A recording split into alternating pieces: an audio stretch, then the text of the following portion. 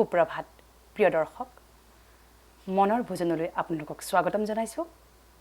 যোৱা খণ্ডত আমি কথা পাতিছিলো মনৰ উৎকৰ্ষ সাধনৰ বাবে মনৰ জ্ঞান মনক নিয়ন্ত্ৰণ কৰি ৰখাৰ কিমান প্ৰয়োজন ইয়াত আধ্যাত্মিকতাৰ কিমান প্ৰয়োজন এই সকলোবোৰৰ ওপৰত আমি বিশদভাৱে আলোচনা কৰিছিলো সিস্টাৰ দীপাঞ্জলি মোৰ লগত উপস্থিত আছে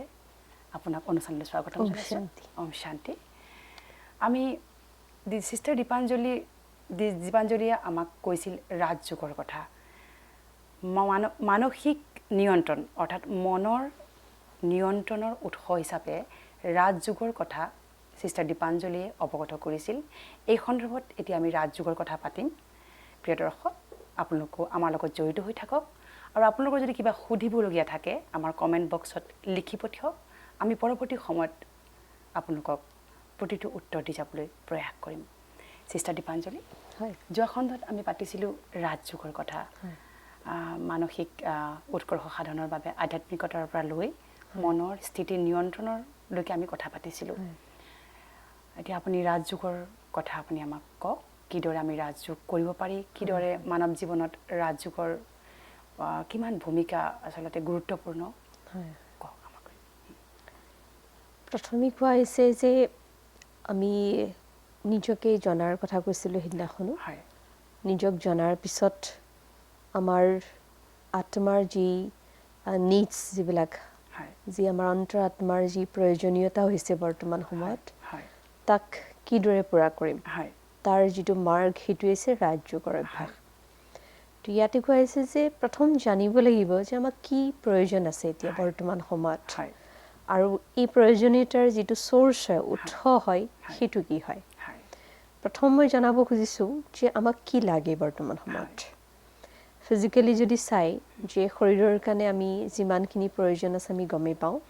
এটা মানৱ শৰীৰ জীয়াই থাকিবৰ কাৰণে হয় যিটো কোৱা হয় যে মাটিৰ শৰীৰ এদিন মাটিত মিলি যাব গতিকে এই মাটিৰ শৰীৰটো মেইনলি আপোনাৰ 5 তত্ত্বৰে নিৰ্মিত হয় আৰু সেইকাৰণে এদিন কি হয় যিদিনাখন মৃত্যু হয় সেই শৰীৰটোৰ 5টা তত্ত্বত মিলি যায় ইয়াৰ হৈছে শৰীৰৰ বাস্তৱিকতা গতিকে জীয়াই থাকিবৰ কাৰণে আমাৰ শৰীৰক এই 5 তত্ত্বৰে প্ৰয়োজন ঠিক যেনেকৈ আপুনি চাওক অক্সিজেনৰ প্ৰয়োজন আছে পানীৰ প্ৰয়োজন আছে অগ্নি সেইকাৰণে কয় মাটি পানী বায়ু আকাশ আৰু অগ্নি এই 5 তত্ত্বৰে হৈছে আমাৰ শৰীৰটো নিৰ্মিত প্ৰতিটো মুহূৰ্তত আপুনি হিচাপ কৰক যে 1 ছেকেণ্ডো আমি অক্সিজেন নোহোৱাকৈ চলিব নোৱাৰোঁ পানী নোহোৱাকৈ চলিব নোৱাৰোঁ টেম্পাৰেচাৰটো ল' হ'লে আমি থাকিব নোৱাৰিম তো এই 5 তত্ত্ব কিমান প্ৰয়োজনীয় বস্তু হয় এই শৰীৰটোৰ কাৰণে কাৰণ এই শৰীৰৰ অস্তিত্ব হৈছে 5 তত্ত্ব তো এয়া শৰীৰৰ মূল পৰিচয় ইয়াত কথা হৈছে যে আমি প্ৰতিদিনে দুটা বস্তু আমি শুনিব লাগিব যিটো দুটা কথা আমি কওঁ যে এটা শব্দ কওঁ মই আৰু এটা মোৰ তাৰমানে জীৱনত দুটা বস্তু আছে হিউমেন লাইফত দুটা বস্তু এয়া হৈছে মই আৰু মোৰ মোৰ বুলি ক'লে কি বুলি কওঁ মোৰ শৰীৰ আৰু মই বুলি ক'লে কি কওঁ মই যিজন ব্যক্তি তেতিয়াহ'লে এই মোৰ বুলি কোৱা শৰীৰটোৰ অস্তিত্বটো আমি মাত্ৰ শুনিলোঁ কিন্তু মই বুলি কোৱা যিটো আত্মা তাৰ অস্তিত্ব বিষয়ে আমি এতিয়ালৈকে জনা নাই মোৰ মানে শৰীৰ মই মানে আত্মা গতিকে শৰীৰৰ বিষয়ে আমি মেডিকেল চায়েন্সতো সম্পূৰ্ণ পাইছোঁ আপুনি চায়েন্সে আমাক সম্পূৰ্ণ জ্ঞান দিছে কিন্তু মই যিজন হয়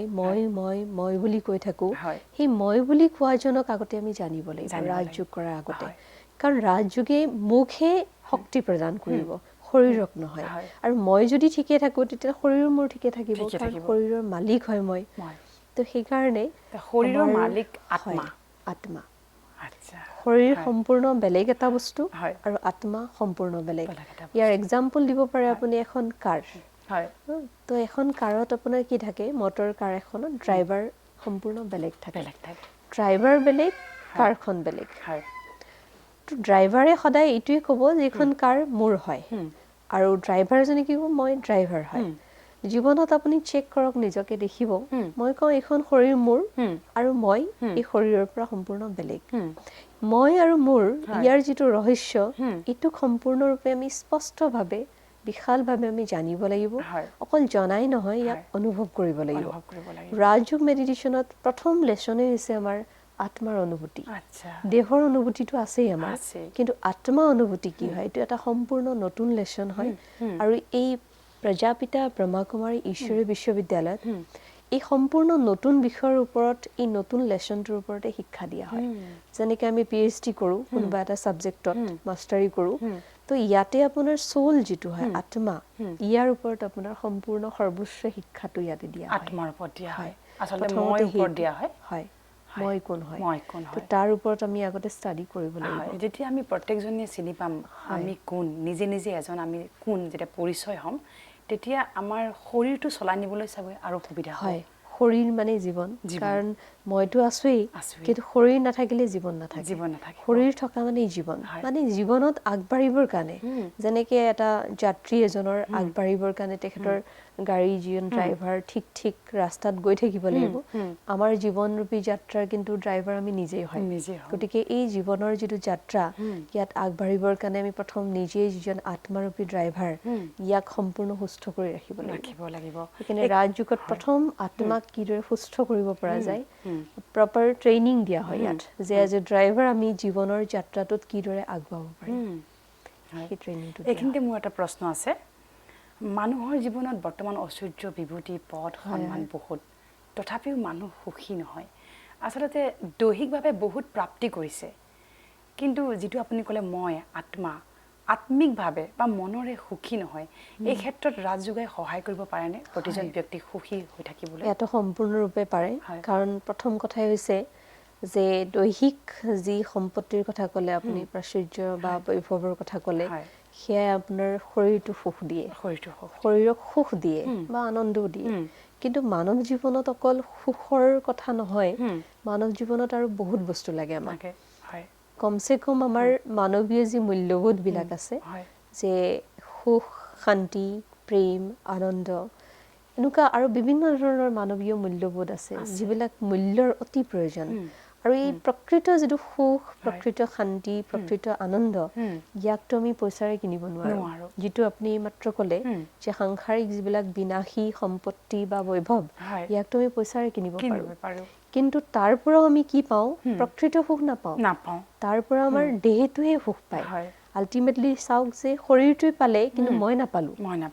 গতিকে মই আত্মাই যেটো বিচাৰি আছো প্ৰকৃত সুখ শান্তি ইয়াৰ সোৰ্স এয়া মেটেৰিয়েল বা বিনাশী বস্তু নহয়